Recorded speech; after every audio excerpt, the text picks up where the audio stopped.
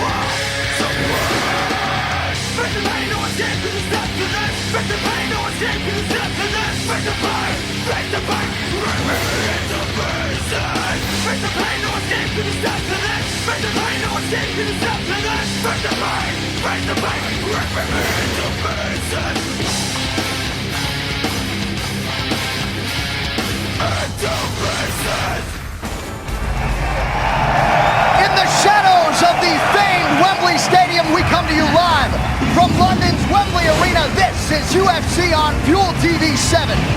UFC on Fuel TV 7 is sponsored by Bud Light. Here we go. Closed captioning is available for tonight's telecast, and if you would like to hear the broadcast in Spanish, click over to the simulcast on Fox to Fortes. Always a pleasure to be here in the UK. We have got a loaded lineup for you tonight here on Fuel TV. And with that, welcome once again to the UFC. Jon Anik alongside Kenny Florian. Tonight, we have the first title fight on UK soil since 2008. Renan Barão putting his interim bantamweight championship on the line against Michael McDonald. Neither party has tasted defeat thus far in the octagon. That figures to change for one guy here tonight. Yeah, and what an amazing fight it is. I mean, Renan Barão, who comes from Rio de Janeiro, Brazil, trains alongside Jose Aldo and really fits that mold of what they have going on over there in Novo União with the incredible kicking game. So fast, very devastating striker, very dynamic and very aggressive on the ground. Another Brazilian Jiu-Jitsu black belt. But Michael McDonald has the ability to knock out anyone at 135 pounds, and that is extremely rare. He can counterpunch, he can get aggressive and go forward and take you out that way. And not only that, on the ground, he is still dangerous, Jon. He can submit you off your back, off his back. So both fighters come in here tonight with a ton of momentum. They have combined to win their last 27 fights. At the weigh-in on Friday, actually it was a case of mutual respect, but tonight, the gloves will be on here in London, England, as Michael McDonald looks to become the youngest champion at 22 years old that the Ultimate Fighting Championship has ever seen. A great night of fights here on Fuel TV. We begin in just minutes in the UFC's welterweight division. Coming up next, an intriguing matchup at 170 pounds as Shay Mills makes his second straight appearance here on the home turf in England. His opponent, Matthew Riddle, is unbeaten in his last 3 and looks to keep streaking here in London. Riddle versus Mills, straight ahead. It's the UFC on Fuel TV. Fuel TV is sponsored by Bud Light. It's the sure sign of a good time. Here we go. By Geico. 15 minutes could save you 15% or more on car insurance. And by Aliens Colonial Marines. Fight the fear. Rated M for mature. The international explosion continues for the UFC. Alongside Kenny Florian, I'm Jon Anik. We are live at London's Wembley Arena for the UFC on Fuel TV. Matthew Riddle ran through John Maguire his last time out. Tonight, he looks to make it back-to-back wins over the Brits as he collides with the smooth and seasoned Shay Mills. The first time Matthew Riddle visited the UK to face Nick O'Shipshack back in 2009, he left with the first loss of his professional career. Tonight, Deep Waters returns to the British Isles with a 3-fight unbeaten streak and every intention of handing Gloucester's Shay Mills a crushing defeat. Fortunately for Mills, though, he doesn't scare that easily. And after winning 2 of his 3 UFC bouts, including a knockout of the night win over Chris Cope and a first-round win over Dwayne Bang Ludwig, he is more confident than ever that he will add a 3rd victory to his ledger and send Riddle home still winless in England. Coming up next, Matthew Riddle takes on Shay Mills. It's the UFC on Fuel TV, live from London. And with the welterweights here, Matthew Riddle and Shay Mills, we get to the Bud Light tail of the tape. Shay Mills, 3 years. Matthew Riddle Sr., you see the 1-inch height advantage for Matt Riddle. The reaches are identical at 76 inches. Bruce Buffer gets us started. Ladies and gentlemen, we are live from Wembley Arena in London, England. And now, this fight is 3 rounds in the UFC welterweight division. Introducing first, fighting out of the blue corner. This man is a mixed martial artist, holding professional record. 7 wins, 3 losses, 1 no contest. He stands 6 feet 2 inches tall, weighing in at 170 pounds, 12.1 stone. Fighting out of Las Vegas, Nevada, USA, Matthew Deep Waters Riddle. And now introducing his opponent, fighting out of the red corner. This man is a mixed martial artist, holding professional record, 15 wins, 5 losses, 1 no contest. He stands 6 feet 1 inch tall, weighing in at 170 pounds, 12.1 stone. Fighting out of Gloucester, England, beautiful Shay Mills. And when the action begins, our referee in charge, Kevin Mohall. The veteran Kevin Mohall draws the assignment here in the welterweight division. Carly Baker making her debut this weekend here as an Octagon girl in London. Okay, fighters, are you ready? Are you ready? Let's fight. Nick the Tooth popping up there on your television screen as well. The fight clock is brought to you by Geico. 15 minutes could save you 15% or more on car insurance. I'm Nick the Tooth getting that assignment. I gotta sit here with you. Well, Matthew Riddle has embraced the hate that he receives here in England. Taking on the technical and talented Shay Mills, who appeared to land a knee there inside. Riddle doing a good job of setting the strikes right into a single leg takedown, choosing wisely not to really trade with Shay Mills, and he lets go of the single here up against the cage. And a lot of folks wondered if Riddle, the former New York State wrestling champion, would intend to shoot here tonight or prefer to slug away as he has done in the past.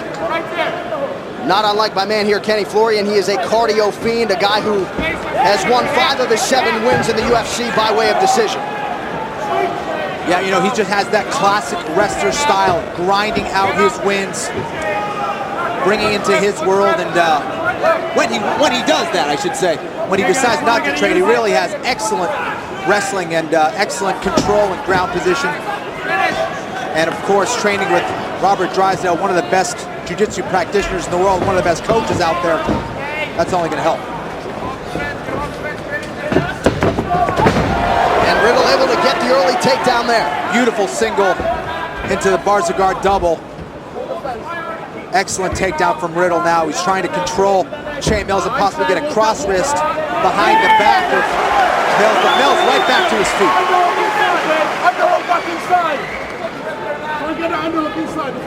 A quick and important rise to the feet for Shay Mills here early in round 1. Matt Riddle, a huge welterweight, now really trying to pressure Shay Mills and have Shay really hold his weight, really make it a battle of attrition here. Now Mills able to separate.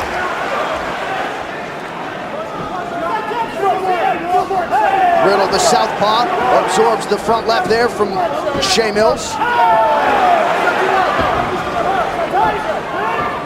So it appears as though, Kenny, the weapon of choice for Matt Riddle tonight will be the takedown. Yeah, beautiful level change from Riddle as Shea went forward. And that's going to help him. That's going to get Shea Mills to start to doubt his striking a little bit and freeze him up.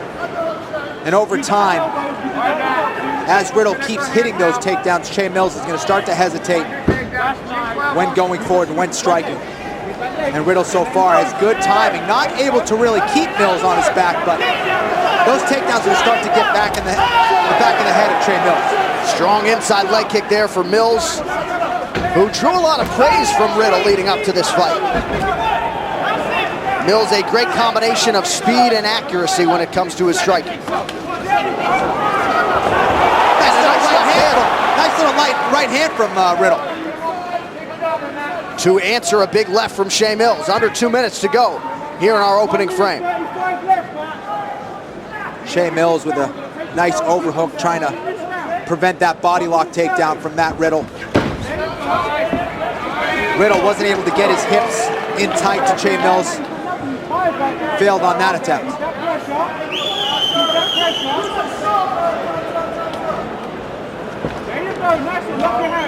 Now Riddle's in on a double, trying to lock his hands there behind the legs of Riddle. Now he's got to get his hips up and in, and he does. He's got to get lower. And for a while there, Mills doing a nice job staying upright, but eventually Riddle able to get the takedown. And this is the kind of stuff that will frustrate a good striker like Shea Mills. Riddle just relentless with those takedowns. Creating a wrestling match here, and now he's back on top and away from the cage, which is not gonna make it more difficult for Shea Mills to get back to his feet. Now Riddle in half guard, trying to keep Mills on his back. He has the underhook, and now is 20 seconds to advance his position. So some nice execution here in round one for Matthew Riddle. Loves to please the crowd, but the clear path to victory for him here tonight, or so it would appear, would be wrestling. And so far so good with a handful of takedowns in the opening round. Nice short elbow from Riddle.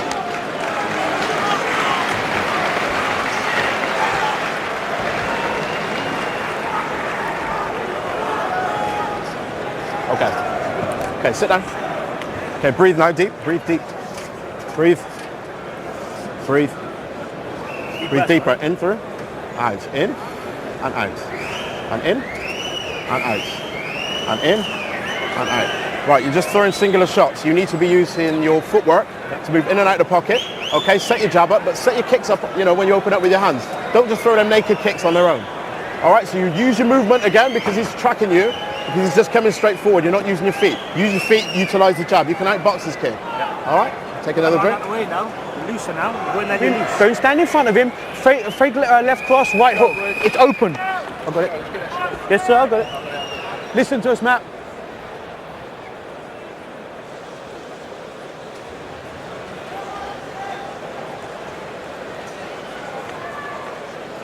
Back to live action here at London, England's Wembley Arena. Okay, let's fight.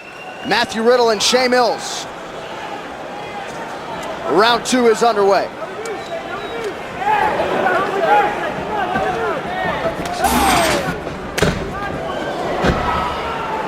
Riddle so far really utilizing the key weapons of a southpaw. Left hand and left kick, but what an ambitious kick from Shea Mills. Very nice. Yeah, that's the athlete in Mills as he's getting taken down. Throwing a beautiful kick upstairs. Right now, Riddle is actually working on a north-south choke, and he can hit it.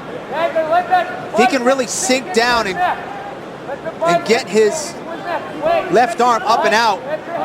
He needs to get that left arm up and around and then really sink down and get up and around the neck. He needs Shea Mills' head to really turn to the right. He's slowly trying to get that pressure up and around the neck.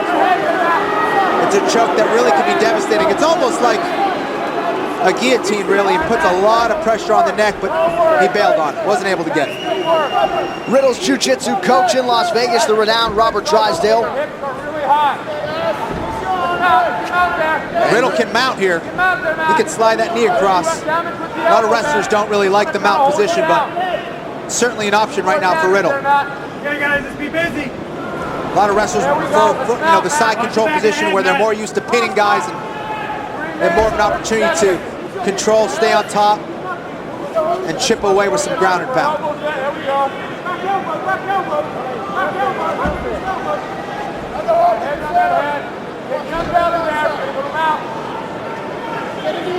Riddle really pinning those shoulders of Che Mills. He's got his head trapping that forearm. He let go of it now, but he's got that underhook, and that's really what's keeping Mills on his back. And now he's just continuing with pressure, just little shots, little shots. A lot of guys try to go for the big shots and Luke's position, but it's Riddle who's just kind of chipping away, frustrating Mills, and trying to open up a submission or advance with a mount.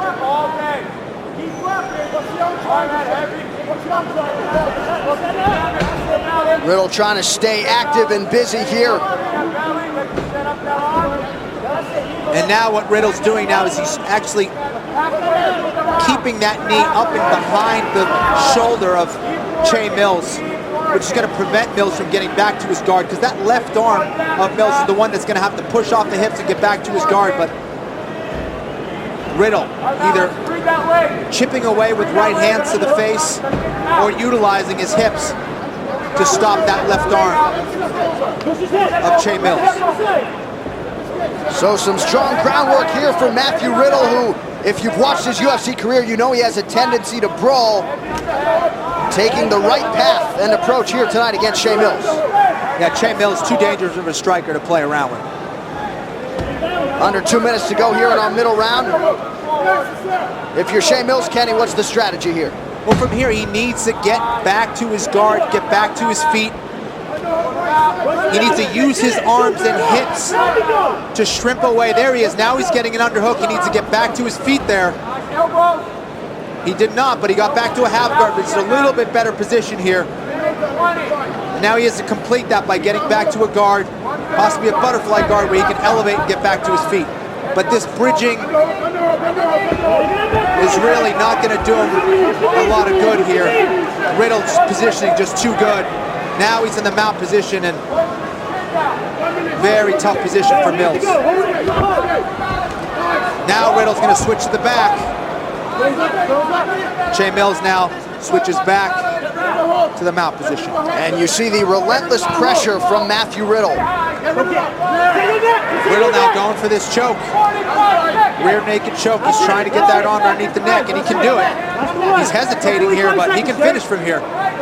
Che Mills' chin is exposed. Till our neck, Shay. Till our neck. Hold in there, Shay.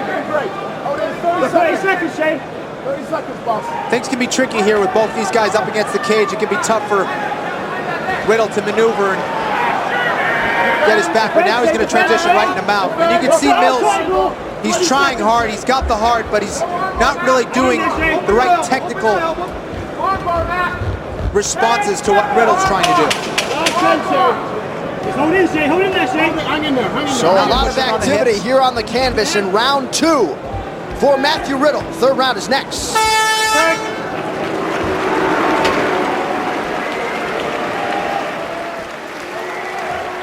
Shay, sit down, breathe again. Sit. Breathe again, stop breathing. Breathe, in deeper. And out, and in, and out, and in, and out. Okay, right, this is 1 round each now. Okay, this is 1 round each. Everything depends on this. Okay, do you know what you're fighting for? Yep. Okay, so let's do this, all right? Yep. Again, you're not utilizing your footwork, and that's why he's taking you down, because you're staying right in front of him. need that Move, just move, jab and move, jab and move, jab and move, and then he gets frustrated, he makes mistakes. Okay, once he makes mistakes, then you can go for the kill. All right? The chin straight away. That's the one I want you to go. Now you got to go straight with the left with the right hook. The right hook is open, my friend. You just got to let it go and believe in it. The left hook and the right cross. You're going to smash this kid. Keep up the same game plan, brother. We're winning this fight. Let's go. We're going. We're going. We're going.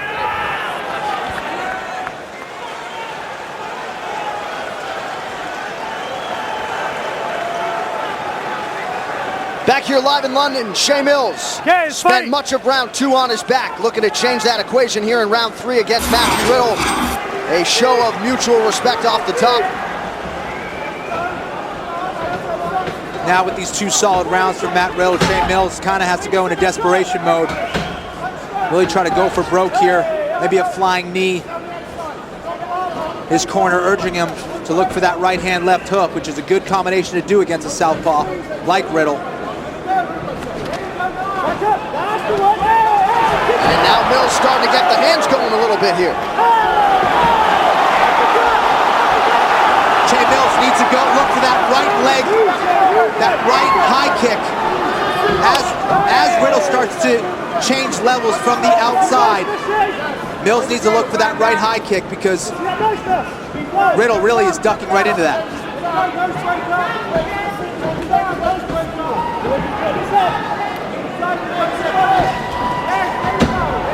Riddle right back to work on the leg. He's in there on a single, and he's setting it up very well. Just a little short right hook right into the single leg. That's been Riddle's bread and butter. Now he's trying to work a double up against the cage, but Shea Mills has good wrestling position here. He's able to lower the head of Riddle, stop that double.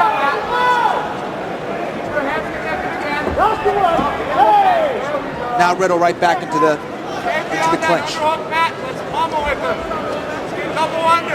And when there have been exchanges on the feet, Kenny, Matthew Riddle doing a nice job keeping those hands up and preventing some of that harm from Shea Mills.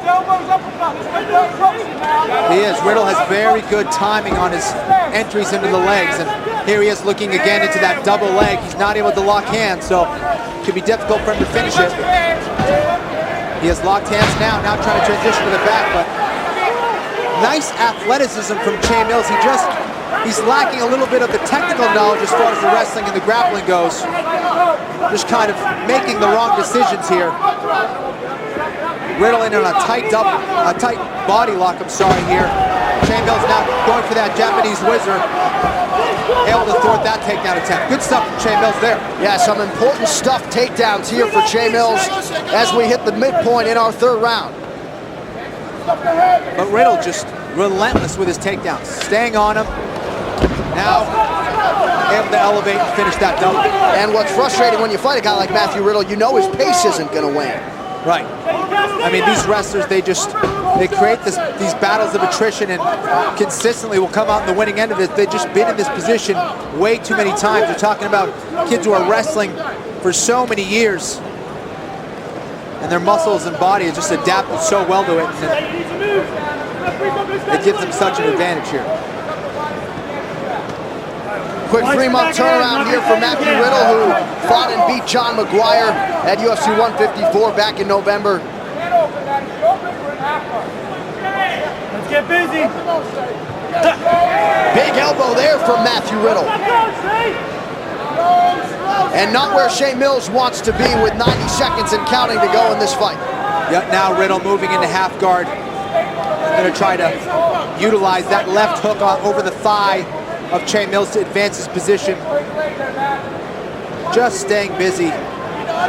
Really doing enough to get Shea Mills to stop worrying about the grappling, start defending the strikes, and then it's Riddle who goes back to the grappling. So Riddle just doing a great job of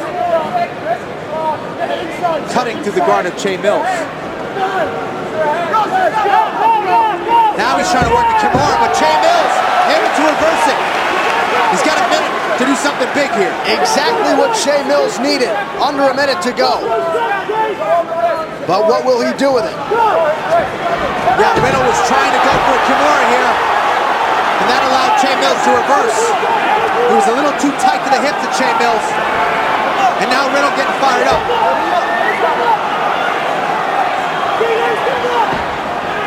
And as precious seconds continue to tick off the clock, Riddle gets back to his feet. What unbelievable conditioning from Matt Riddle. He's kept such a ridiculous pace here throughout this fight. Still egging Shea Mills on. And it really does breed confidence when you know you're not going to fatigue. Has allowed Matthew Riddle to stay active on the ground to avoid stand-ups.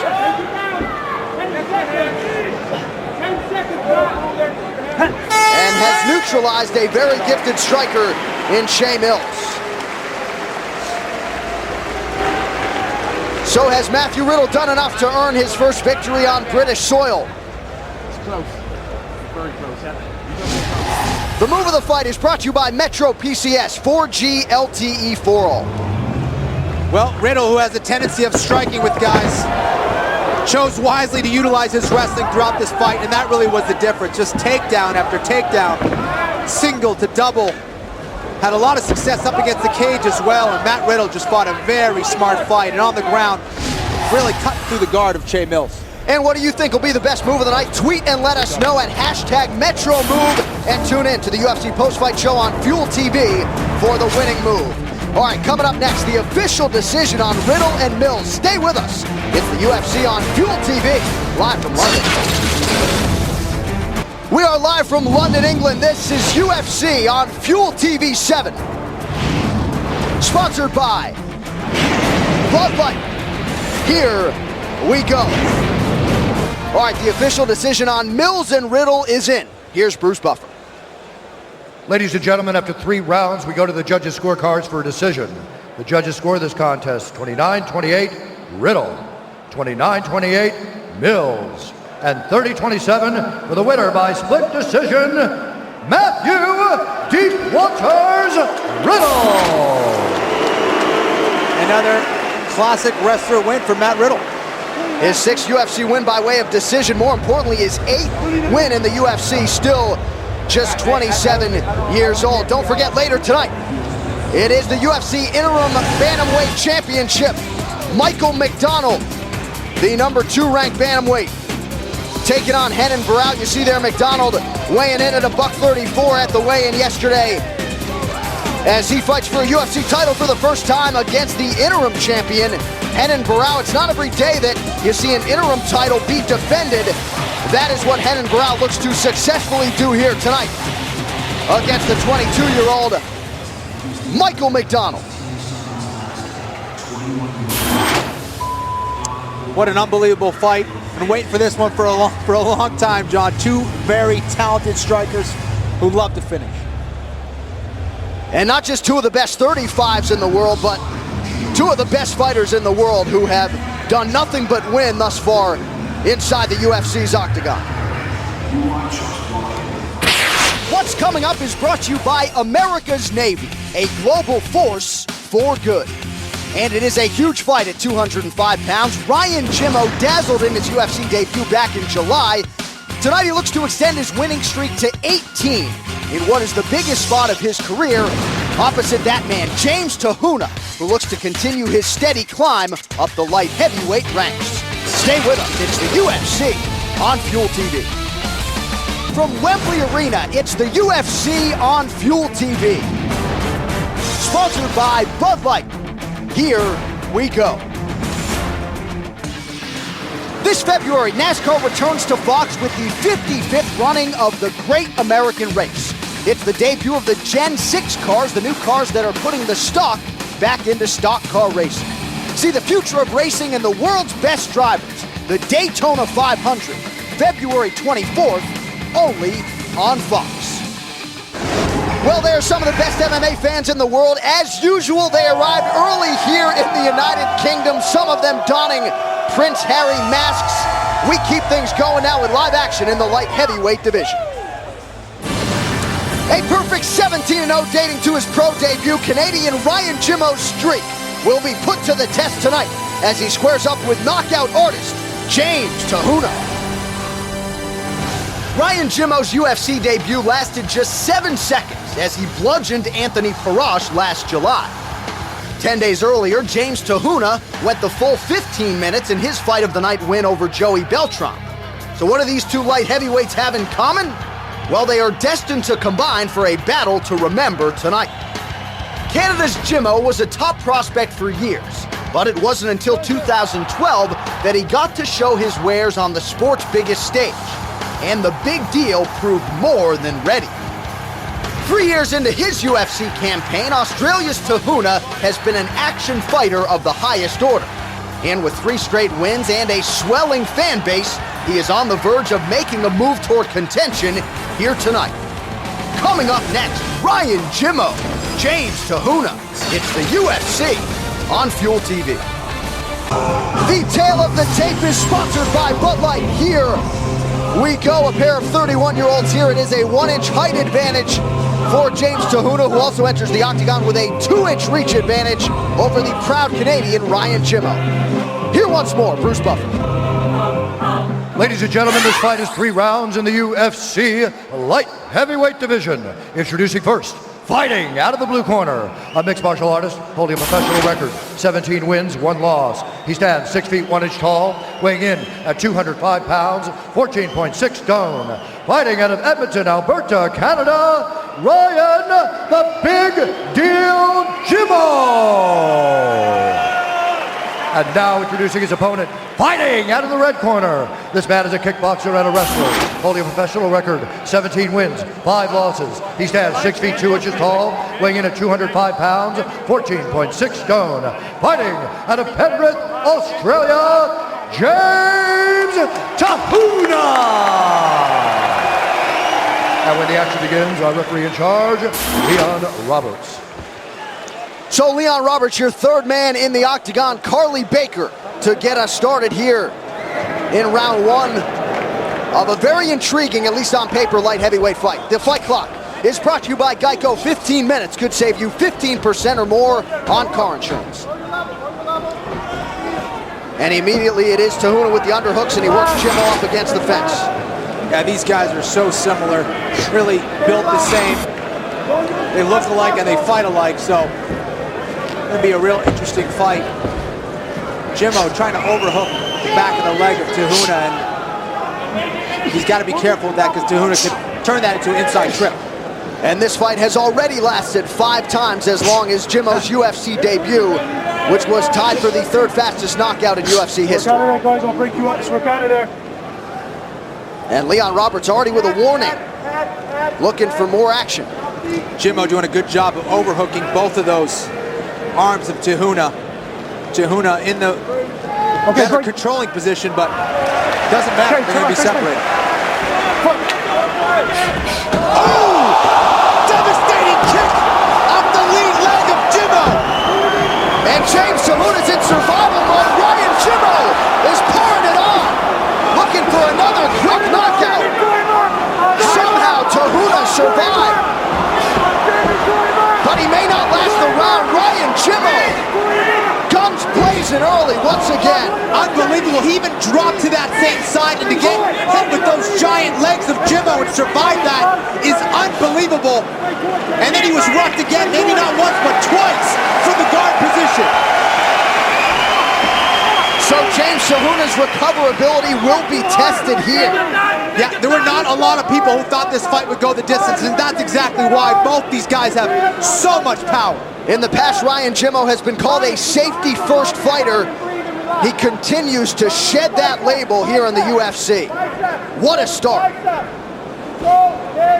Yeah, nothing conservative about the way he's been fighting in the UFC, and he is still going after Te-Huna, who's dealing with not only getting rocked, but a huge cut right now. Yeah, he is fauceting blood around that right eye. Te-Huna now trying to get back to his feet, possibly working for a guillotine. He needs to let go of that. He's going to get right back to his feet. Jimmo is out of it. So Ryan Jimmo inches away, perhaps seconds away from the finish. James Te-Huna still surviving here as we cross the midpoint in round 1.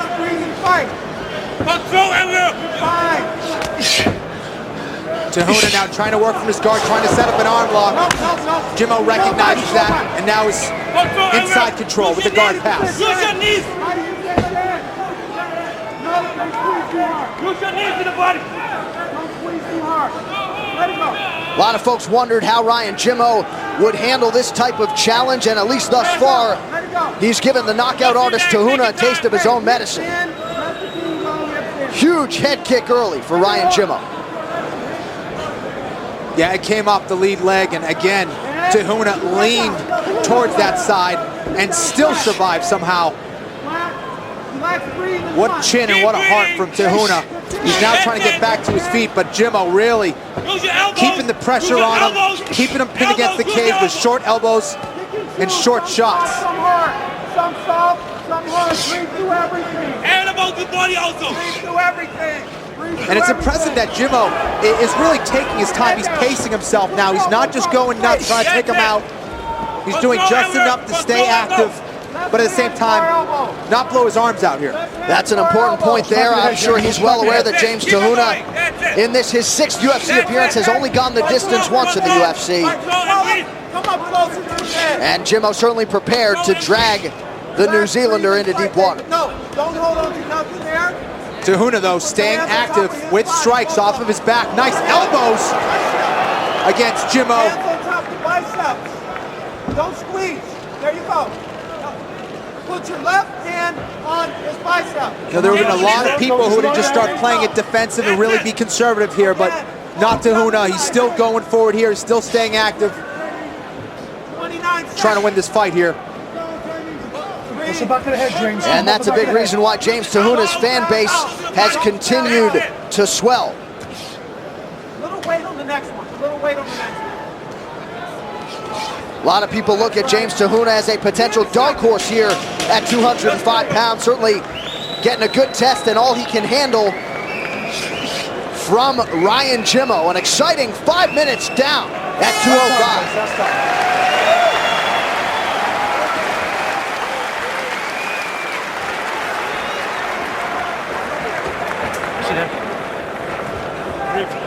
Just breathe, David. Just breathe. Relax.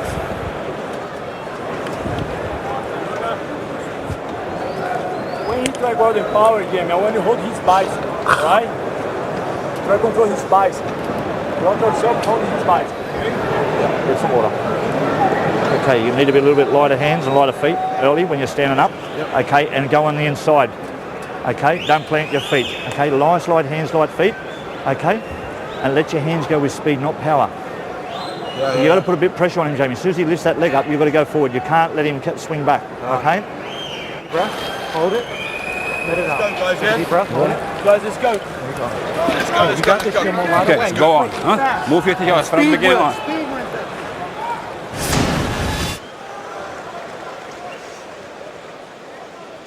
Look at this kick from Jimmo. Just when you have legs like that and you're that powerful, all you got to do is really lift it up. And it was right off that lead leg. You ready to fight? Bring it on. That took Te Huna out. And that's a very hard kick to see coming, John. And certainly credit on both sides as James Te Huna recovers from a strike that, quite frankly, a lot of folks would have been finished with. Let's see what kind of adjustments Te Huna makes now to deal with that kick coming forward. And now look, Jimmo just switched his stance as well. Nice little jab from Jimmo as well. Very impressive to see a guy move like Jimmo. Very athletic, carries a lot of muscle, but you can see his footwork, his flexibility. Very impressive.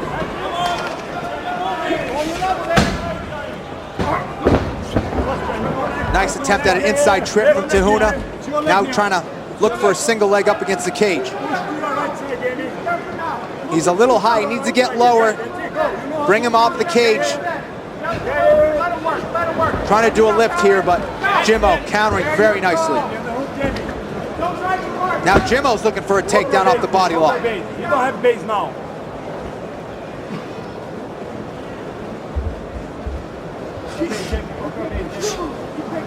Jimmo representing the Blackzilians, who had a tough weekend at UFC 156 a few weeks back, looking to get his team on track and nearly at a photo finish there in round one.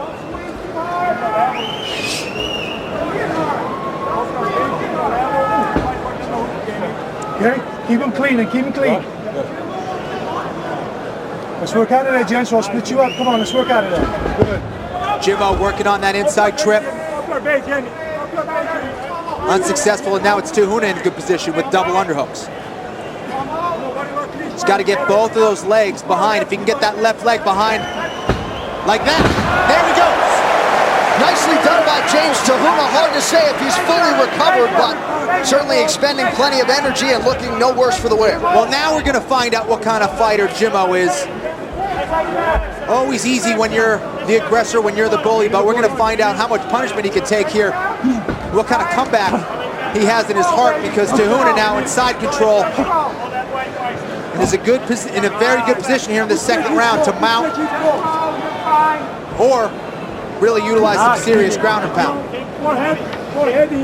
James Te Huna, not a guy you want to tick off, certainly not a guy you want to get hit by. We have passed the midpoint here in the fight. Te Huna doing a good job of keeping the side control position, keeping that knee high behind the armpit of Jimmo. And he has the ability to mount here. I'm not sure he wants to, but certainly an option here. Maybe he can set up a crucifix here by pinning that left arm of Jimmo, but he's content to just chip away. And possibly trying to tire out Jimmo and drag him into the third round, see what he has. And if you're Ryan Jimmo in this spot, Kenny, what do you do? Well, for Jimmo, he needs to get his left arm into the game here. He needs to push off of the hip of Te Huna and try to get back to his guard. But now look at, it's Te Huna who's trying to go for that crucifix, and now he goes to mount. And this is a tough position for Jimmo here. And Te Huna will try to maintain the full mount. Now Jimmo's pushing off the hips, now possibly trying to go to half guard, to a deep half. He bails on it. Te Huna trying to put that forearm in the neck of Jimmo and be conservative here to just keep position, which is the right thing to do. Now he's coming pretty hard with those elbows.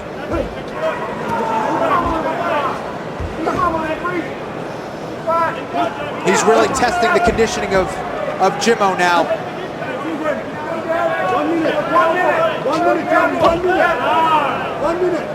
So James Te Huna here in round two, Kenny, has certainly changed the complexion of this fight, and now perhaps he smells some blood in the water. Big elbows and big right hands from Te Huna right now. And for Te Huna, he should go to the body and try to slow him down even more. Change it up, go to the body, then go back upstairs. And James Te Huna is angry. Now Ryan Jimmo must dig deep. And he is certainly wearing that fatigue. Te Huna has to be thinking about that first round right now and saying, all right, let's see what you have. This is my round. Now I'm bringing the heat. And right now, Jimmo just kind of holding on. You can see him really slow down now. Not really offering any offense, just really playing it defensive here. And these could be the longest 10 seconds of Ryan Jimmo's career. Te Huna trying to posture up.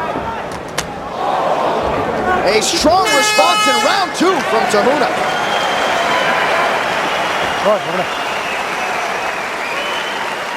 Great recovery. Keep your mouth guard in your hand. Yep. Great recovery. Breathe, great, breathe. Jamie, that was a beautiful round. When he's on the ground, he don't have nothing on the bottom, bro. He don't know Get some air, get some air, mate. Get some air in them lungs, okay? Nice air. That's a good round. Hey, Jamie, good recovery now, brother. Now put the pressure on him. He don't like it and he's struggling for air, okay? Light hands. On. Use your speed on your feet, okay? Use your speed. And if you got him on control and do your thing. Huh? This guy cannot beat you. This round gonna be for you. Huh? Hold it. Huh? Yeah. I need you to hold your breath. No? He's tired too. Huh? Huh? There you go. Huh? Okay, Jimmo, it's one round apiece. You gotta win this round, okay? You're the man. This is yours. This is yours. Okay.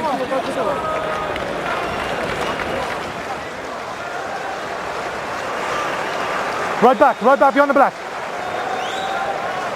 All right, back here for what should be a very exciting third and final round in the light heavyweight division between James Te Huna and Ryan Jimmo. Jimmo's corner told their fighter it was one round apiece. I'm no judge. Kenny, any chance of a 10-8 though in round one? Yeah, well, that's what I was going to say. This fight just got very interesting because that first round could very well have been a 10-8 for Jimmo, who really was so dominant. Landed that kick, knocked him down, had him rocked several times in that first round. But Te Huna came very strong in this second round. So it's one round apiece, but was it a 10-8 round? Nice attempt at a takedown from Te Huna, who did a nice level change, but Jimmo able to thwart that takedown. The cardio of both men figures to be tested here in our third round. In the early going here, it's Jimmo working Te Huna up against the fence. Well, one thing's for sure, Te Huna definitely has a lot of respect for the striking of Jimmo because his game plan has quickly switched to the takedown. Really trying to work a takedown here, and that's really what worked for him in the second round, so rightfully so. Anytime you get a guy with this, both two guys with this kind of power, this kind of size, can be risky. And right now, it's Jimmo who's pressuring up against the cage against Te Huna. Now Jimmo trying to work a takedown on a single.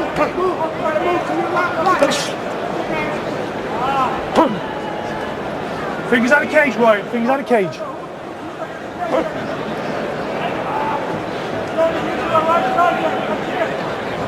Leon Roberts looks as though he's close to separating the fighters here. Jimmo trying to advance his position and gets reversed there by Te Huna, who follows up with a knee and a crisp left upstairs. And that's what he needs to do. He's mixing it up now, John. Big elbow from Te Huna now. And Jimmo wise to circle out and away. For Te Huna, that's what he needs to do. He needs to feint. He needs to keep Jimmo guessing. To just rush in there against a guy like Jimmo is way too risky. Jimmo is a little bit faster, has a little bit more pop in his punches, so anytime you get a guy like that, you have to slow him down. How do you slow him down? Feints.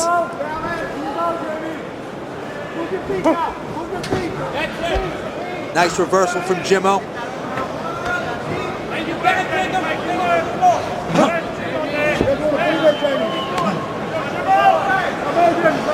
A very interesting back and forth affair here in the UFC's light heavyweight division as Jimmo and Te Huna continue to jockey for position up against the fence.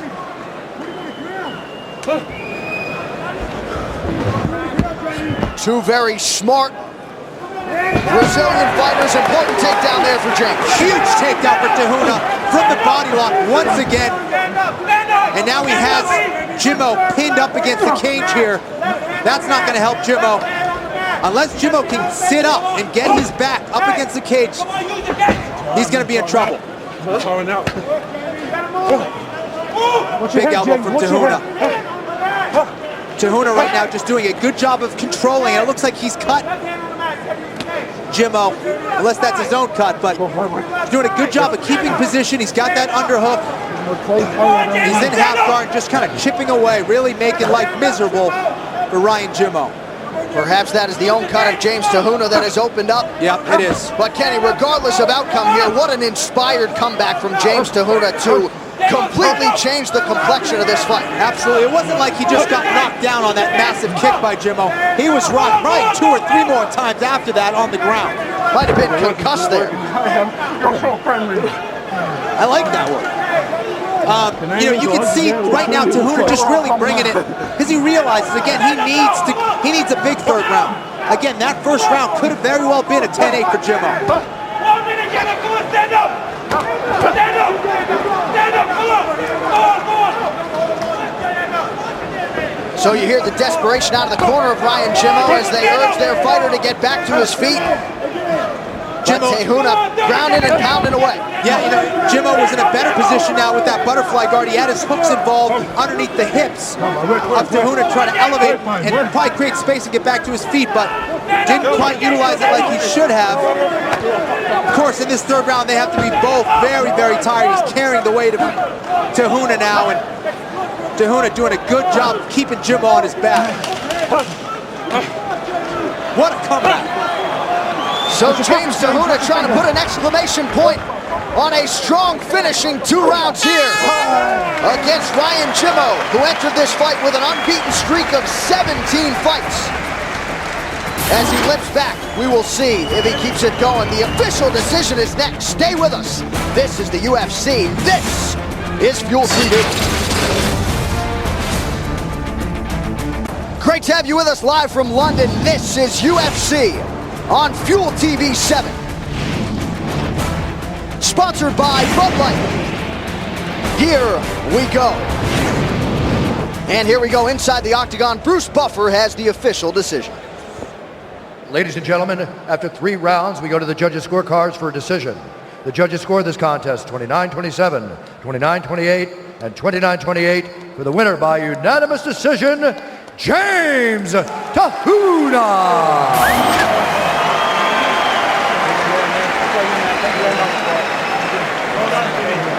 Thank you, man. All right, I am here with your winner, James Te Huna. Congratulations on a tremendous comeback here tonight. I guess we'll start in that first round. How badly were you hurt, and how close were you to being finished? Yeah, no, he hurt me pretty bad. I can't remember how he got me on the ground, but I was on my back anyway. He got a few good shots in. There's a couple that if he followed up from when he hit me, one of the hard shots, he probably would have got me. But managed to survive that round, and then come out second round. Noticed he was a little bit weaker on his back, and then attack from there. So you've been a knockout artist thus far in the UFC, but you were able to change the game plan there pretty quickly. How satisfied were you with your wrestling game and your ability to change the complexion of the fight after that first round? Yeah, I was happy with it. I don't really do much wrestling, but Avatar from back home helped me out a lot. So yeah, it played a big part. Can you put into words what a win like this does for your confidence in your career moving forward to face that adversity and somehow still come through? Well, with this win, hopefully I can get a top 10 guy and try and test my skills against him. I'll come out a little slow in this fight, and I'm not going to do the same thing in the next fight, so I'm going to come out stronger. Well, it's been a pleasure to watch you fight. You continue to move your way up the rankings. Ladies and gentlemen, one more time, James Te Huna. Thanks a lot, and thanks to PC Group, Bruce Mobile, Phil's Fitness, Armour Mouth Guards, and everyone else I've forgotten, the whole team. Thank you very much, and my little baby nephew, Jamie. Hey, what's up? See you soon. James Te Huna. What a brilliant comeback from James Te Huna. Really had to dig deep in that first round. Got caught with that huge lead kick to the head by Ryan Jimmo. Got rocked again from his guard and came back there. All right, the move of the fight is brought to you by Metro PCS 4G LTE for all. Johnny got it done with his grappling. You know, just those takedowns from the body lock position, and then that pressure from the feet, whether it's from the half guard or on top. Solid elbows, excellent hammer fist and shots from James Te Huna to get the win. All right, what do you think will be the best move of the night? Tweet and let us know at #MetroMove. And don't forget to tune into the UFC post-fight show on Fuel TV. For the winning move, James Te Huna continues his climb up the always crowded light heavyweight ladder. What a performance and what a comeback here tonight. Still to come, it is our main event for the UFC Interim Bantamweight Championship. Renan Barão looking for a 20th straight win against that man. 22-year-old Michael McDonald, 4-0 in the UFC, and looking to stay that way here tonight against Renan Barão. That is your 5-round championship main event later tonight here on Fuel TV. Of course, we continue now with main card action in the welterweight division. What's coming up? Brought to you by America's Navy, a global force for good. And still to come, the spotlight shines on Iceland's Gunnar Nelson. The undefeated welterweight proved more than ready for the octagon back in September. Tonight, it is the stiffest test of his career against well-rounded veteran Jorge Santiago. UFC on Fuel TV continues. John Anna, Kenny Florian, we are live at Wembley Arena. It's the UFC's 6th trip to London, England. And next Saturday, the focus shifts to Anaheim, California for UFC 157. And UFC Primetime has got you covered leading up to this piece of UFC history. 3 years ago, Ronda Rousey crisscrossed LA as a bartender and waitress. Now she has a new job title, UFC champion.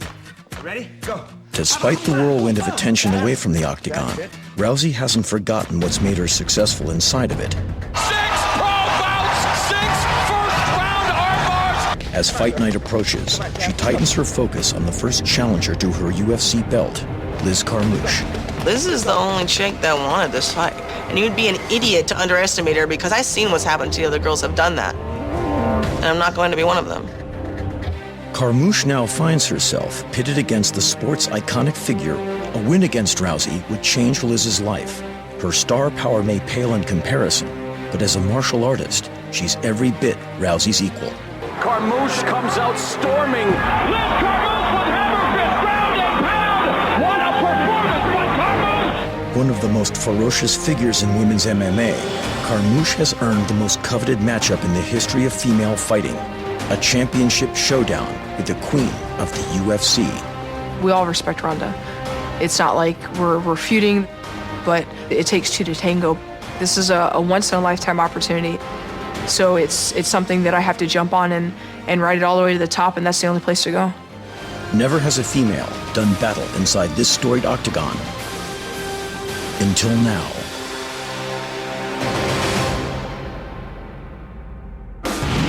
Next Thursday, February 21st, it's the third and final episode of UFC Primetime Rousey versus Carmouche, as the women make their final preparations for UFC 157, which is Saturday, February 23rd, and only on pay-per-view.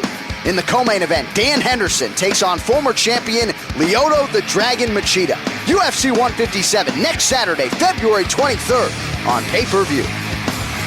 Just some outstanding television on UFC Primetime leading up to UFC 157. We have got 2 title fights in as many weeks here in the UFC. We continue now in the welterweight division. She's mean, she's nasty, and she's dangerous. Rowdy Ronda Rousey. Carmouche comes out storming. Oh, my goodness! For the first ever UFC Women's Championship. That's it! He's down! Dan Henderson is an animal. He kicked him in the face. Lyoto Machida. This is history in the making. UFC In Renzo Gracie Jiu-Jitsu black belt, Iceland's Nelson is unbeaten in mixed martial arts, and his submission of DeMarcus Johnson in his UFC debut last year only added to his positive reviews in the fight world. A longtime middleweight standout, Brazil Santiago has won 13 of his last 16 bouts. And now as he enters the 170-pound weight class of the UFC, he expects to be better than ever.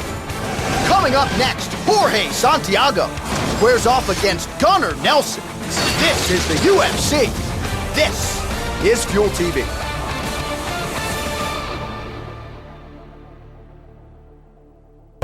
All right, let's get to the Bud Light tail of the tape for this welterweight collision between Gunnar Nelson and the Brazilian Jorge Santiago. You see Gunny Nelson still just 24 years old. A 2-inch height advantage for Jorge Santiago that mirrors his reach advantage against Iceland's Gunnar Nelson. Here is Bruce Buffer. Ladies and gentlemen, this fight is 3 rounds in the UFC welterweight division. Introducing first, fighting out of the blue corner, a Brazilian Jiu-Jitsu fighter holding a professional record, 25 wins, 10 losses. He stands 6 feet 1 inch tall, weighing in at 170 pounds, 12.1 stone. Fighting out of Boca Raton, Florida, by way of Rio de Janeiro, Brazil, Jorge the Sandman Santiago. And now introducing his opponent, fighting out of the red corner, a mixed martial artist holding a professional record, 10 wins, no losses, 1 draw. He stands 5 feet 11 inches tall, weighing in at 169 pounds, 12.1 stone. Fighting out of Reykjavik, Iceland, Gunnar Nelson! And when the action begins, our referee in charge, Mark Goddard. Mark Goddard, your third man in the octagon here. Carly Baker to get us started here in round 1. And it really is amazing, Kenny, when you talk about Gunnar Nelson. He looks like he's getting ready for a training session. He's fighting in front of tens of thousands of people here. Looks like he's getting ready to go to sleep, actually. I mean, he stays very, very calm. He's a guy who comes from a karate background, actually, originally. So he's got a striking style that's unorthodox, similar to a Machida, but you add in his world-class grappling, and you have yourself an unbelievable fighter. This is a guy who beat Jeff Munson in a grappling competition in Abu Dhabi, so he's the real deal. The fight clock is brought to you by Geico. 15 minutes could save you 15% or more on car insurance. Nice right hand there for Santiago, follows up with a big knee. Yeah, great knee from Santiago. And Santiago's a great grappler in his own right. A very experienced Brazilian Jiu-Jitsu black belt. A lot of success for Jorge Santiago as a middleweight, making his welterweight debut here tonight. Nice little switch kick there for Nelson. Gunnar Nelson switching up his stances. Has to be careful, his hand's a little bit lower, very low I should say. And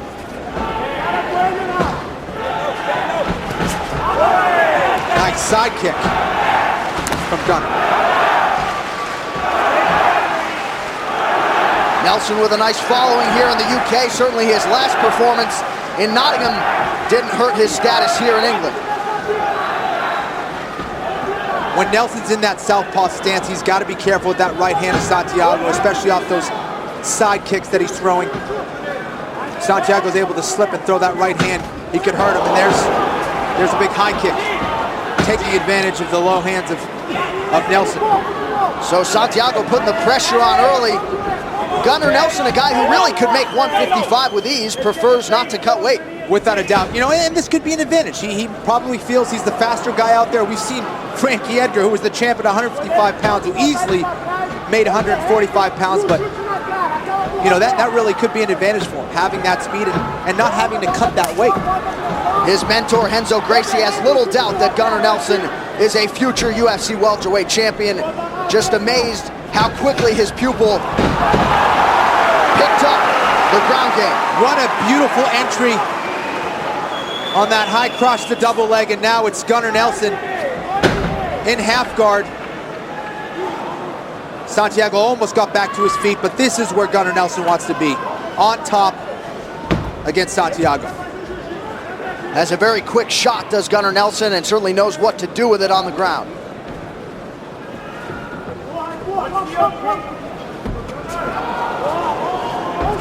I've had the opportunity to see Gunnar Nelson in training against some of the best in the world, and I'll tell you what, that hype is very well deserved. And a nice left hand there for Nelson as Santiago worked his way back to his feet.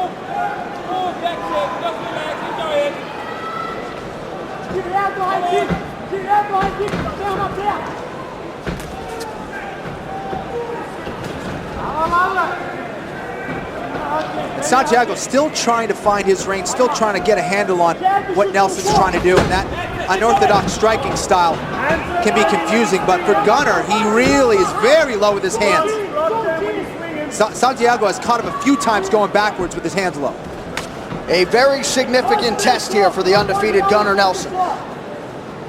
Yeah, if you beat a guy like Santiago, that's a huge win.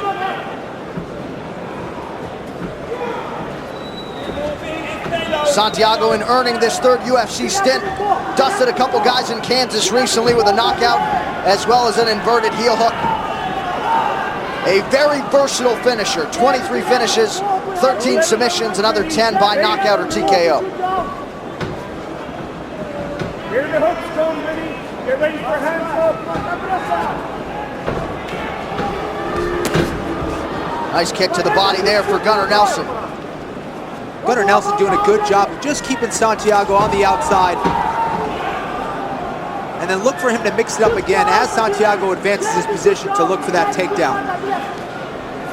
Nelson continues to switch stances seamlessly and really relies on his footwork, Kenny, and his quickness. Perhaps why he keeps those hands so low, but he ate one there.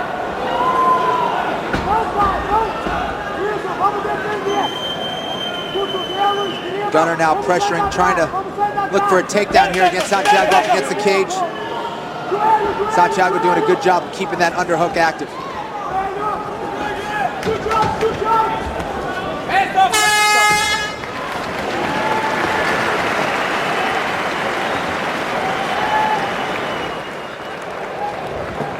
All right, slow down. Nice round. Just get your breathing going. Right. All right, just chill. Excellent. Just watch for standing in front of him, because he's loading up on the big shots. Yeah. When you change stance or you move sideways, he's getting confused. So no standing in front of him. And the takedown is there when you want it. You're having most success in your southpaw stance, closing with the left hand to the body or the left hand to the head. A little sip of water, a few more breaths. There you go. Okay, so same again. Switch stances, no standing in front of him now. We can feint or we can move sideways, but no standing in front of him. Hey guys, go, Prince. Open.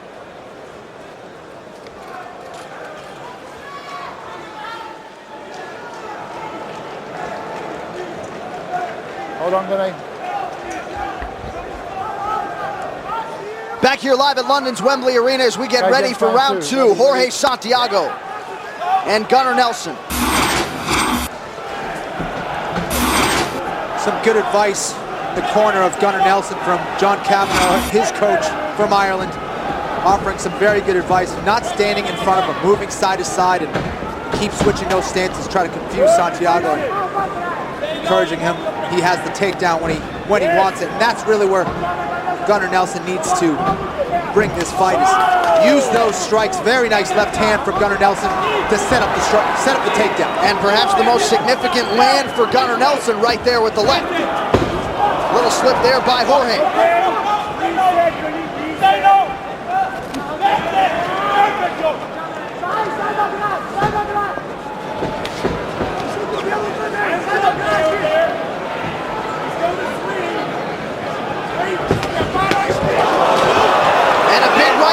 From Gunnar Nelson, who is now applying pressure early in round 2. Nice combination from Gunny there. Looking for the takedown now. Santiago defending pretty well here so far. Nice level change and nice double from Gunnar to finish. Now he's got setting up a guard pass here with the hip smash.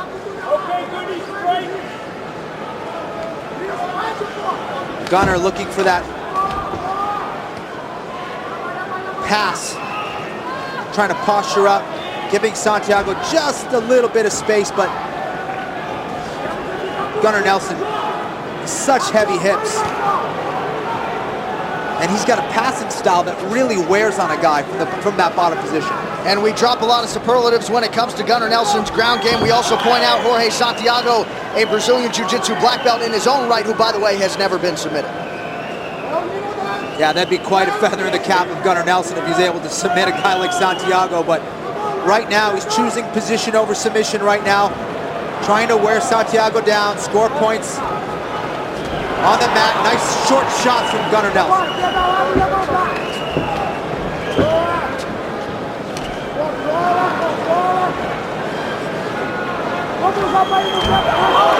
Nice left hand there. Deceptive throw from Gunnar Nelson. And a nice short elbow as well. And this is where Gunnar Nelson wants to be here. Nice and tight. Staying in tight, just kind of wear on Santiago. Utilize kind of a wrestling strategy here. Try to wear him down for that third round. And Gunnar Nelson will start to bring it on later in the round. He's a kind of a slow starter, but Gunnar Nelson right now in control here in the second round.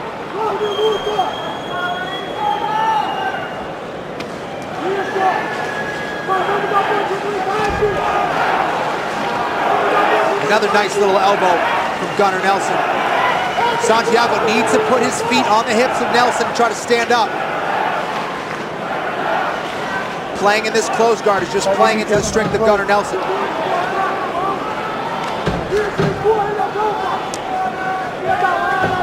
Now Santiago trying to use that open guard, trying to create some space, but Nelson right back on top. Yep. Under a minute and a half to go here in our second round. Beautiful left hand on the inside by Gunny. Yeah, and it was threatened off the pass. He just pushed the legs out to the side and came with a nice shot to the face of Santiago. Now he's past the guard. And again, I can't stress it enough, to pass a guard like George Santiago is extremely impressive. Not many people, you won't see many people do that. Gunnar Nelson has that kind of level of jiu-jitsu where he can pass a guard like that and really pressure and advance. And this really will break a fighter's will. And now he's mounted. Beautiful transitions on the ground from Gunnar Nelson. Not a lot of wasted motion. A very efficient ground fighter. Extremely efficient, John, as you mentioned, and this is the kind of stuff, as a Brazilian Jiu-Jitsu black belt, when you get mounted like that by another guy, it will break your will. And this sets things up in the later rounds now, you know, for Santiago, who will now be even more hesitant to not throw his hands as much. He's going to say, I cannot let this kid take me down and get superior position, because that's exactly what Nelson will do. So the confidence continues to grow. A strong second stanza. Huge Gunnar Nelson here against Jorge Santiago.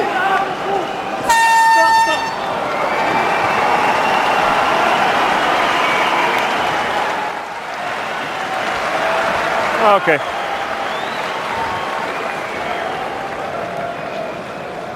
All right, slow down and take some water. Rinse it and spit it. Rinse it and spit it. Okay, take a sip and swallow. Okay. Just use this time to breathe. Okay, we're 2 rounds up. He's going to go a bit wild. So we have to keep our movement going. Opposite stance, and the left hand is beautiful. Keep the movement going. You know the big hooks are coming out. Let's keep those hands high. Opposite stance, the left hand, and the takedown is there. Just get half guard and hang there.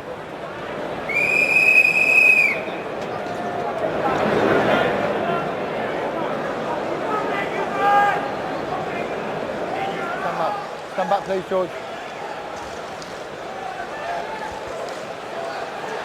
Back here live on Fuel TV and Kenny Florian, I know you're a big fan of concise, clear instructions in the corner. A lot of good information being passed on to Gunnar Nelson there from John Kavanagh. Without a doubt, John Kavanagh really offering some very good advice, keeping the strategy very much in the mind of Gunnar Nelson, keeping him calm. You know, and Gunnar Nelson has that style. It's not, you know, the flashiest of styles, but it's this technical artistry on the ground, which is so impressive. And you can see it, he's just chipping away, and you don't think these are huge shots, but you can see the face of Santiago now really swollen. Nice combination from Santiago there, but you can see it, those elbows really are taking its toll on Santiago. And Santiago has landed a few reasonably big shots, but Nelson's chin has held up quite well. Without a doubt, Santiago's finding success with that right hand. When Gunnar is in that southpaw position, Santiago really landing that right hand again and again. And Nelson really with an uncanny ability, Kenny, to slow the game down. Still just 24 years old.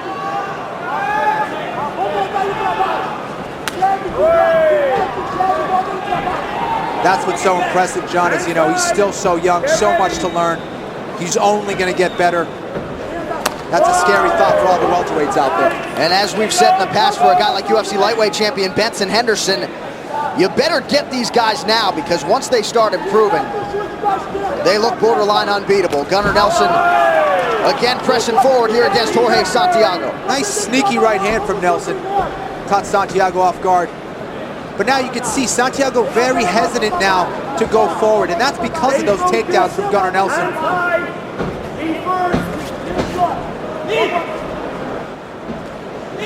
Many times it's moves that you execute in the early part of the fight that wins you the fight later on. Gunnar Nelson finding that success early in this fight. And mixes in an elbow there after some strong knees from Jorge Santiago.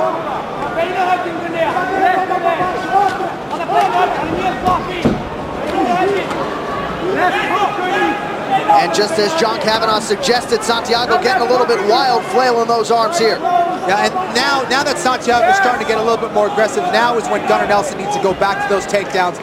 With that forward pressure from Santiago, Gunnar needs to change levels and hit those doubles. And that's what he's doing. He's kind of baiting him. It's all these strikes, it's all these setups to get Santiago to come forward so he can set up those takedowns. And when it comes to Nelson and the diversified striking game, you really don't know what's coming. Switches stances as much as any fighter we've seen in the UFC. Without a doubt. That's that karate background, John. Absolutely, very unorthodox style to deal with. But Jorge Santiago having some moments here. He landed a big right hand just moments ago. How about the uppercut there from Nelson? Yeah, that hurt Santiago. Now a big right hand from Santiago as well, but Santiago looks like he's still hurt. Yeah, he's hurt. Santiago, a warrior, hanging in there as Nelson continues to apply pressure. Yeah, Santiago was bringing it there as he should here in this third round, showing that warrior spirit, but now it's Gunnar Nelson in control here with that tie clinch. Gunnar needs to look for those elbows off of that half tie. Right over the top. He can land it. Santiago very tired, John, now. And that's coming from that earlier groundwork. Dealing with that guard passing style of Gunnar Nelson really wears on you. Another huge uppercut. How about Gunnar Nelson, man? The landing percentage, just outstanding. Yeah, no real wasted movement. When he commits, he commits. It's not these crazy combinations of 3s and 4s. That will come with time, but he's very precise, as you mentioned, John. And you make a good point. He doesn't kill you with combinations, but when he throws a strike with something behind it, it almost always lands.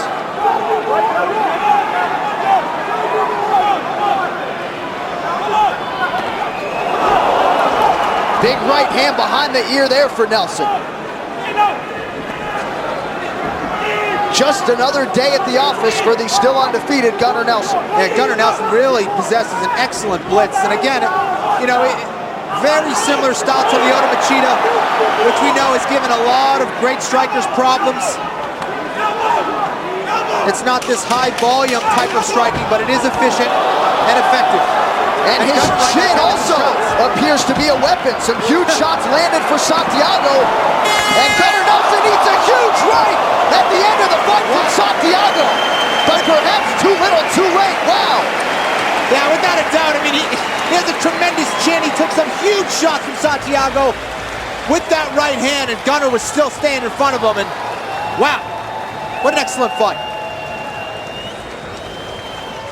All right, the move of the fight is brought to you by Metro PCS 4G LTE for all. Well, Gunny showed some good success with his striking. It was those takedowns and his groundwork that really put him in control in this fight against Santiago.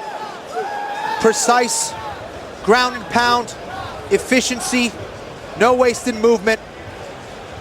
Good strategy, but look at this shot from Santiago as the bell rang here. He rang Gunny's bell as well. And 30 more seconds, things could have gotten a little bit interesting there. Don't forget, we want to know what you think will be the best move of the night. Tweet and let us know. Use the hashtag MetroMove and tune into the UFC post-fight show on Fuel TV. Coming up next, the official decision, Santiago and Nelson. Stay with us on Fuel TV. Back here live in London, England for UFC on Fuel TV 7. Sponsored by Bud Light. Here we go. All right, the question is, has Gunnar Nelson done enough to remain undefeated? Bruce Buffer has the answer.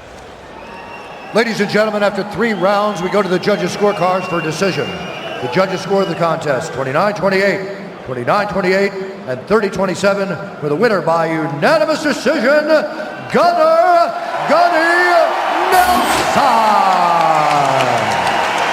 Very nice win for Gunnar Nelson. Santiago, no joke. Santiago came on very strong in that 3rd round. Wasn't enough. Nice win for Nelson.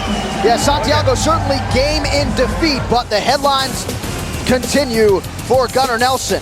Speaking of headlines, we are inching closer to our UFC interim Bantamweight Championship. Renan Barão putting the belt on the line, also putting a 32-fight unbeaten streak on the line as he takes on that man, the 22-year-old Michael McDonald, who has won 8 straight in his own right and looks to move to 5-0 in the UFC and also become the youngest champion in UFC history. Some great action thus far from London's Wembley Arena, and plenty more still to come here on Fuel TV. And still to come, matchmaking at its finest. Jimmy Manuwa's explosive, he is undefeated, and tonight the poster boy looks to posterize another victim. But 39-year-old Cyril Diabate has been there and done that, and is a decorated striker in his own right. Diabate versus Manuwa when we return to London. It's the UFC on Fuel TV. Fuel TV is sponsored by Metro PCS, the official wireless provider of the UFC. Make your move to Metro and 4G LTE speed. And don't forget, immediately after the action here in London, it's the UFC post-fight show on Fuel TV. Bantamweight champion Dominick Cruz remains idle, but he is in studio and will be breaking down tonight's interim title fight in his division. The UFC post-fight show follows us right here on Fuel TV. Mike Side, Kenny Florian, John Anik with you. We are live at London, England's Wembley Arena. Some of the best fight fans in the game turning out for the UFC's return trip to the United Kingdom. Francis Cyril Diabate has won 13 of 16 overall. He's found his groove in the octagon. Tonight, he faces the UK's #1 light heavyweight, knockout artist Jimi Manuwa.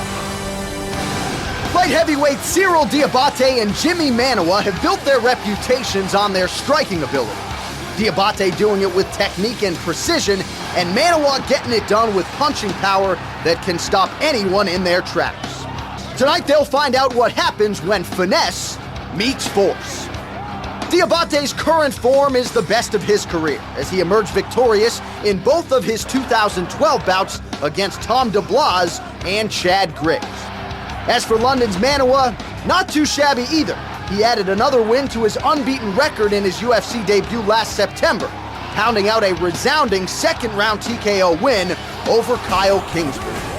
Coming up next, Cyril Diabate versus the poster boy, Jimi Manuwa. It's the UFC on Fuel TV. Stay with us.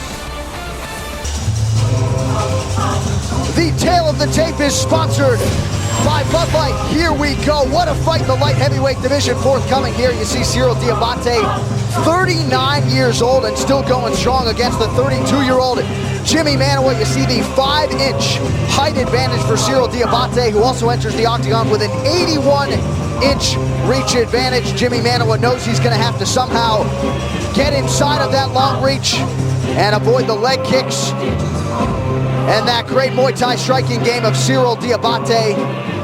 Diabate very prepared for the challenge that is Jimi Manuwa as well, Kenny. A guy in Manuwa who has a tremendous Muay Thai game in his own right. Diabate has dealt with a lot of those strikers in his Muay Thai and K1 kickboxing career. All right, Bruce Buffer's ready. Ladies and gentlemen, this fight is 3 rounds in the UFC light heavyweight division. Introducing first, fighting out of the blue corner, a mixed martial artist, holding a professional record, 20 wins, 8 losses, 3 draws. He stands 6 feet 6 inches tall, weighing in at 206 pounds, 14.7 stone. Fighting out of Ruelle, Malmaison, France, Cyril the Snake Diabate. And now introducing his opponent, fighting out of the red corner. This man is a striker, holding a professional record, 12 wins, no losses. He stands 6 feet 1 inch tall, weighing in at 204 pounds, 14.6 stone. Fighting out of London, England, Jimi Poster Boy Manuwa. And when the action begins, our referee in charge, Leon Roberts. So Leon Roberts draws the assignment here, and he's got a great seat for this light heavyweight collision. Carly Baker getting us going for round number 1 between you ready to fight? You ready to fight? Bring it on, come on. 2 gifted light heavyweight strikers. The Fight Clock is brought to you by Geico. 15 minutes could save you 15% or more on car insurance. 2 excellent strikers going at it, John, but 2 very different styles. Diabate can certainly knock guys out, but more of a technical striker.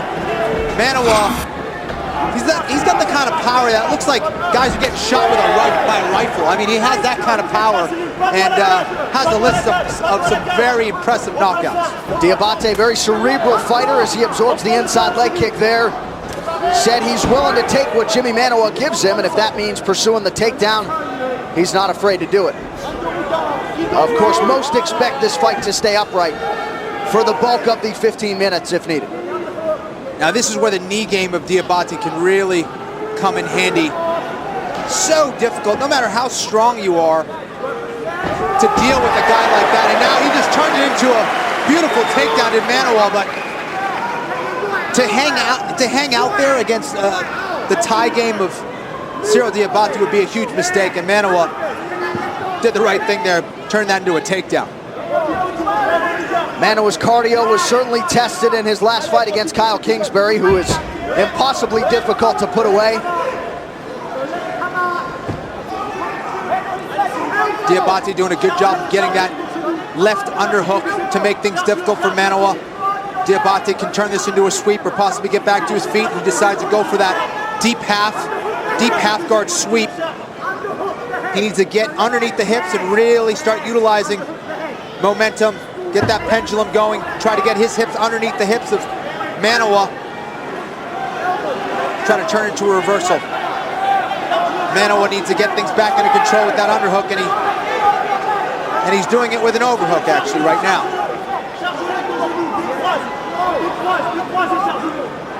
So perhaps not the spot Cyril Diabate expected to find himself in 2 minutes into this opening round.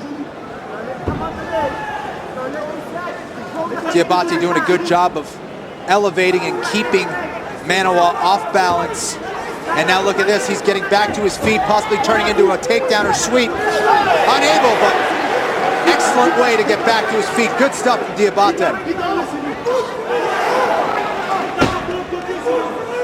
Manoa just has crushing power. You see it every strike he throws. You can see guys just get rocked. And Manoa's lower body just huge, really reminds me of a Major League Baseball catcher. Just a great base for the UK's #1 205er. I thought you were going to say Kenny Florian, but forget it. That's all right. Of course we know that's both false. Big high kick from Manoa.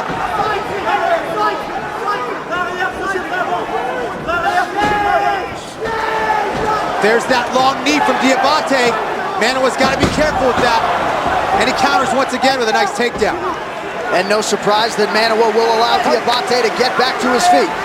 Look out for the leaping hook of Manoa. He feints and then goes with that leaping hook, and there it is. On cue out of the mouth of Kenny Florian. If you ever get bored, just Google Jimmy Manoa. Some unbelievable highlight reel finishes on his resume. Looking for another one here tonight against Cyril Diabate. And so far, he's just not allowed Diabate to really get his striking going, and that's a good thing. Diabate is definitely a momentum kind of striker. Once he gets his timing and range, it can be over. Diabate will keep you on the outside and devastate you with knees and kicks from the outside. There's a nice long knee attempt, but Manoa just staying busy and not allowing Diabate to get in this fight so far with his striking game. And for Diabate, as he absorbs the elbow there, the quick turnaround and the level of the opponent really served as motivation for him. Big knee from Diabate. But now Manoa bringing some pressure. There's that leaping left hook. Devastating shot. And for Diabate, he's holding his right hand a little bit low in the southpaw position. He's got to be careful with that left hook. And once he starts finding that range, the right hand's going to be coming right after that.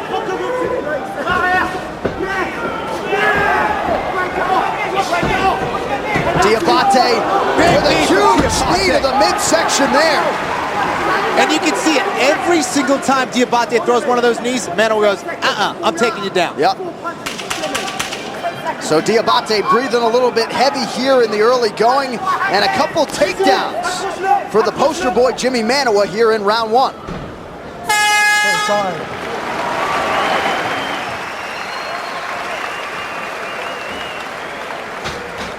Hein? Pourquoi? Un truc à sauter. Où ça? Dans ma jambe. Dans ta jambe? Ouais. Laquelle c'est la jambe gauche. Le tendon? Ouais. Hein? Un truc à sauter. Au niveau de quoi? Tu veux que je la glace ou il va la voir? Tu veux que la glace ou il va le voir? Rien faire, Tu peux rien faire? Je peux pas démarrer. Tu peux pas démarrer? Non. On arrête? Ouais. Je vais te dire à l'arbitre. C'est où Hey! C'est ton tendon d'Achille? Je sais pas ce que c'est. Ça a claqué? Look, Jimmy, look at him. Okay, Jimmy is gassed. Jimmy, you've.